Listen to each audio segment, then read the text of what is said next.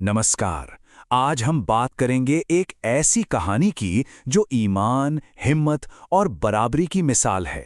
ये कहानी है हज़रत बिलाल इब्न रबाह की, एक ऐसी आवाज़ जो इस्लाम की पहचान बन गई।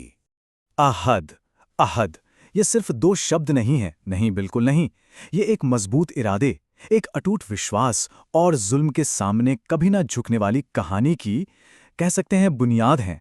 तो चलिए इस दिलचस्प किस्से में थोड़ा और गहरा उतरते हैं और समझते हैं कि आखिर इन शब्दों में इतनी ताकत कहाँ से आई। तो इस कहानी की शुरुआत होती है मक्का से, एक ऐसी जगह से जहां एक गुलाम के दिल में ईमान की एक ऐसी रोशनी जल रही थी जो आने वाले वक्त को हमेशा के लिए रोशन करने वाली थी। तो सवाल ये है कि हजरत बिलाल आखिर थे कौन? देखिए, वो हबशा यानी आज के इथियोपिया से थे और मक्का में उमैया बिन खलफ नाम के एक बहुत ही ताकतवर सरदार के गुलाम थे। और हाँ, उनकी एक और पहचान थी, उनकी बेहद बुलंद और खूबसूरत आवाज़। अब देखिए, जो बात इस कहानी को और भी ज़्यादा असाधारण बनाती है वो ये है कि उनका मालिक उमैया इस्लाम का एक बहुत बड़ा कट्टर दुश्मन था। सोचिए, ऐसे माहौल में हज़रत बिलाल ने चुपके से इस्लाम कबूल कर लिया।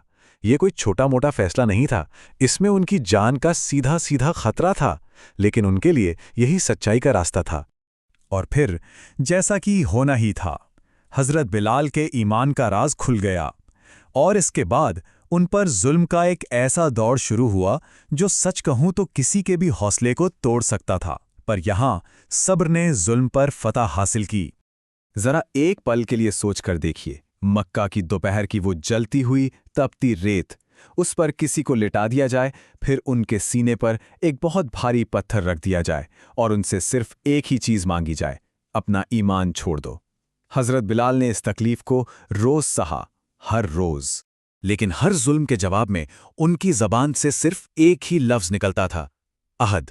अहद, जिसका मतलब है वो एक है। ये सिर्फ एक जवाब नहीं था, ये एक ऐलान था। एक तरह से वो कह रहे थे कि तुम मेरे जिस्म को तो कैद कर सकते हो, उसे तकलीफ दे सकते हो, लेकिन मेरी रूह और मेरे विश्वास को कभी नहीं तोड़ सकते। और उनका यही जवाब उनके अटूट ईमान का प्रतीक बन गया। और फिर कहानी में वो मोड़ आया जिसने सब कुछ बदल कर रख दिया।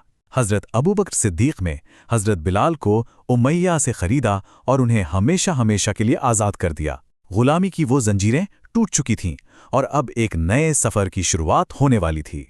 आज़ादी के बाद हजरत बिलाल की जिंदगी ने एक बिल्कुल नया मकाम हासिल किया। वो आवाज़ जिसे कभी दबाने की कोशिश की गई थी, अब इस्लाम की पहली और सबसे बुलंद आवाज़ बनने जा रही थी। पैगंबर मोहम्मद सल्लल्लाहु अलैहि उन्हें इस्लाम का सबसे पहला मुअज्जिन चुना, यानी वो सबसे पहले इंसान जिन्हें नमाज के लिए लोगों को बुलाने का ये सम्मान मिला। अब जरा सोचिए, उस दौर के समाज के लिए ये कितना बड़ा, कितना इनकलाबी कदम था। एक ऐसा समाज जहां इंसान की कीमत उसके रंग या खानदान से तय होती थी। ये वाकई एक बहुत बड़ा सम्मान था। और उनकी अजान वो सिर्फ एक पुकार नहीं थी, नहीं, उसमें इतनी सच्चाई, इतना दर्द, इतनी कशिश थी कि जब सहाबा यानी पैगंबर के साथी उसे सुनते थे तो उनकी आंखों में आंसू आ जाते थे। उनकी आवाज़ बस कानों तक नहीं बल्कि सीधे दिलों में उतर जाती थी। लेकिन हजरत बिलाल सिर्फ एक मुअज्जिन ही नहीं थे। वो हर मुश्किल घड़ी में, हर उतार चढ़ाव में पैगंबर सल्लल्लाहु अलैहि वसल्लम के साथ एक चट्टान की तरह खड़े रहे। चाहे वो बदर की जंग हो या ओहुद का मुश्किल वक्त या फिर मक्का की वो ऐतिहासिक जीत, वो हमेशा हर पल साथ थे।